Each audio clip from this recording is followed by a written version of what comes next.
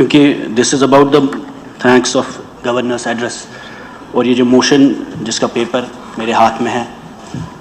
This document is a reflection of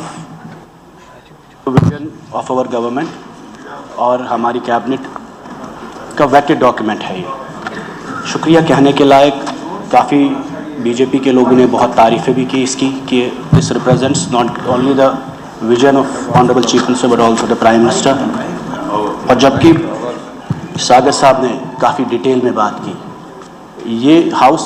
طویل مدت کے بعد لگا، 5-6 سال کا گیپ ہے، خاموشی، سفوکیشن، اور اتنی سفوکیشن کہ بی جے پی کے لوگ ہم سے زیادہ چلا پڑتے ہیں، تو اس سے احساس ہوتا ہے کہ کہیں نہ کہیں جموں کشمیر میں عوام کو کتنی زیادہ ضرورت حکومت کی تھی۔ اور ایک پاپولر گورنمنٹ، جس طریقے میں ساگر صاحب نے کہا، جو دکھ درد انہوں نے بیان کیا، اس سے یہ ثابت ہوتا ہے کہ آج بھی جموں کشمیر کی سرکار کمزور بھی ہے اور مشکلات سے بھی ان کا سامنا بہت کرنا پڑتا ہے۔ ہمیں سمجھتے ہیں کہ it is you have huge expectations. This is a paper of governance جو آنریبل چیف منسٹر صاحب کی کیبنٹ نے پریزنٹ کیا ہے۔ What is included in this, but what is missing is most important is your core agenda. میں یہ پوچھنا چاہتا ہوں سر کہ this is in conflict with your promises and with your policies. جو پرومسز آپ نے کیے، جس پہ 50 سیٹیں آپ کو ملی، جو وعدے آپ نے کیے، ہر وہ چیز اس میں سنگلڈ آؤٹ ہے۔ اسی لیے بی جے پی کے لوگ بہت اس کی تعریفیں بھی کر رہے ہیں، اور ان کو لگتا ہے یہ جی بی جے پی کے مینیفیسٹو کا حصہ ہے، آپ کے مینیفیسٹو کا حصہ نہیں ہے۔ ہمیں آپ پہ الزام تراشی نہیں کرنی ہے، بٹ غرض کہنے کا میرا یہ ہے کہ اس ہاؤس کو جب 5 اگست 2019 کو جتنے فیصلے کیے گئے وہ ہمارے خلاف کیے گئے، آپ کے خلاف کیے گئے، خاص کر شیخ صاحب کی لیگیسی کے خلاف کیے گئے۔ اور اس کے بعد اس ہاؤس کی شروعات جب آپ نے بزنس رول سے کل بولا کہ یہ سوال سجاد صاحب کا نہیں اٹھ سکتا، یہ سوال اٹھ سکتا ہے، یہ بھی سچ ہے۔ ری آرگنائزیشن ایکٹ میں ہم نے الیکشن لڑا، بٹ کہیں بھی ایسا ہو ہی نہیں سکتا کہ sentiments of people of Jammu and Kashmir, aspirations of people of Jammu and Kashmir can be contained because of business rules and reorganisation. اگر شیخ محمد عبداللہ نے یہی سوچا ہوتا تو اٹانومی کی بات کرتے، تو اس وقت جو عمر صاحب نے پلبسائٹ کا مینشن کیا تو کبھی وہ ڈسکشنز ہوتے۔ غرض یہ ہے کہ اگر Jammu and Kashmir people have lost all agencies and all means of power, the last agency is this house. It is up to us whether we make this house into a glorified municipality or equivalent to the constituent assembly discourse debates جو اس constituent assembly میں ہوا کرتے تھے۔ ہو سکتا ہے یہ کمزور assembly ہے، اور یہ آپ کے لوگوں کے لیے بھی ہے۔ اگر نیشنل کانفرنس مجبوری میں ہو کے سرکار چلانے کے لیے، چیزیں ٹھیک کرنے کے لیے، بہت زیادہ ایشوز عمر صاحب اس پر خاموشی کرتے ہیں، لیکن اس خاموشی کی قیمت بہت مہنگی ہے جموں کشمیر کے عوام کے لیے، کیونکہ 5 سال بعد، 10 سال بعد ہمیں لگے گا یہ نارملائز ہوا، جو ہم بار بار کہتے آ رہے ہیں۔ خدا نہ خواستہ آپ کی وجہ سے ایبروگیشن نہیں ہوئی، لیکن شیخ صاحب کو دینے کے لیے ہندوستان کو ایک ملک تھا، آج ہم اس کو میونسپلٹی میں ہم نے ٹرن ڈاؤن کیا ہے، اور اتنے ٹرن ڈاؤن کیا ہے کہ باہر پولیس والا جو ہے، کسی اس ہاؤس میں 90 لوگوں کی طاقت نہیں ہے کہ اس کی تبدیلی کر سکے۔ نتیجہ یہ ہے sir, if you as a custodian of this house will not let discourse and debate in Jammu and Kashmir, نتیجہ وائلنس ہوا ہے، نتیجہ سیپریٹزم ہوا، نتیجہ جماعت اسلامیہ ہوا، نتیجہ پاکستان اسٹرانگ ہوا جموں کشمیر میں، کیونکہ آپ نے جموں اینڈ کشمیر کے عوام کو چوک کیا، سفوکیٹ کیا۔ آج بھی مکان لوگوں کے اٹیچ ہو رہے ہیں، آج بھی نوجوان 5000 جیلوں میں ہیں، آج بھی اس وقت پاسپورٹ، ویزا، حج، عمرہ جانے کے لیے ہمیں اجازت نہیں ہے۔ میں MLA ہوں، میرے خلاف 2 UAP کے کیس ہیں، 8 تاریخیں مجھے ہر مہینے میں لگتی ہے، اور آپ اندازہ نہیں لگ سکتے 50 ڈگری گرمی میں تہاڑ کے جیلوں میں،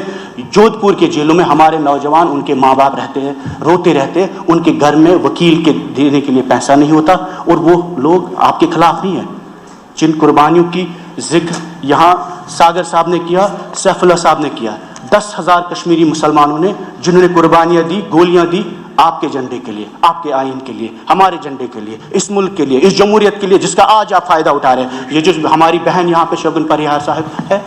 ان کے والد نے قربانی دی، ہم ان کا مذاق نہیں بناتے، لیکن میں آپ کو یہ بول رہا ہوں، to put the history right in the context sir, جس طریقے میں شیخ صاحب کے نام کے ساتھ بے حرمتی کی گئی،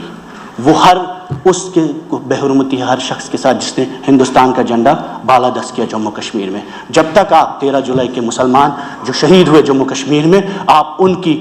اعزاز میں सरकारी छुट्टी को बहाल नहीं करेंगे। बीजेपी कोई इंसाफ नहीं कर सकती है, चाहे वो शेख साहब का दिन हो या 13 जुलाई यौम शुहदा जिसे कहते हैं। वो कुर्बानियाँ जमहूरियत के लिए थी, वो कुर्बानियाँ हिंदुस्तान के लिए थी, और वो कुर्बानियों का नतीजा है कि आज आपको और हमें ये जमहूरियत, ये फ्लोर मिलता है। मैं उमर साहब से भी ये रिक्वेस्ट करता हूँ, आप सभी से, खासकर आपसे सर, कि ये दोनों छुट्टियाँ, चाहे वो शेख साहब की छुट्टी हो या 13 जुलाई यौम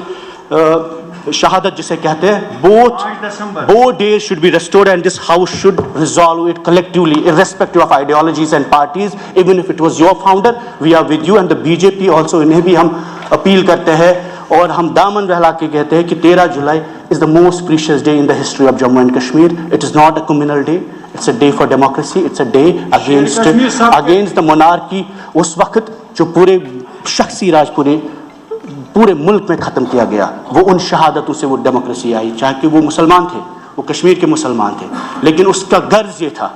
कि 13 जुलाई की वजह से political awakening Jammu and Kashmir में एक शख्सी राज के खिलाफ, वो महाराजा जम्मू का था, डोगरा था, हिंदू था, लेकिन उसका गर्ज मकसद ये था कि जम्मू के हिंदू को भी जमहूरियत मिले, उससे भी उतनी जमहूरियत मिले जितनी पूरी मुल्क में थी। साथ ही साथ मुझे ज़्यादा वक्त आपसे नहीं लेना, नायक साहब भी कुछ बात करेंगे, आपने बोला 13 मिनट है, हम उससे कम टाइम में कंक्लूड करेंगे। उमर साहब ने अपने प्रोमिसेस में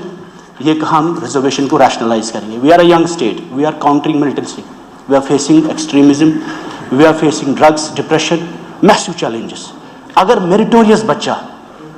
मेरिट के हिसाब से स्टेट में नौकरी नहीं ले सकता, अपने कॉलेज में पढ़ नहीं सकता, ज़मीन बेचकर उसका बाप उसको बेंगलोर और महाराष्ट्र भेजता है, तो ये मेरिटोरियस बच्चा करेगा क्या? अगर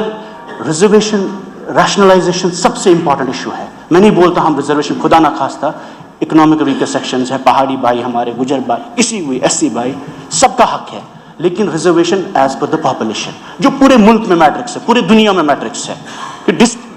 कि प्रो रेटा रिजर्वेशन होनी चाहिए, जितनी आबादी उतना आरक्षण मिले उनको। और हम कहते हैं मेरिट को आप ख़त्म ना करें। दूसरा मसला सर, आपने अपने मैनिफेस्टो में कहा ठीक है होम आपके अंडर नहीं है,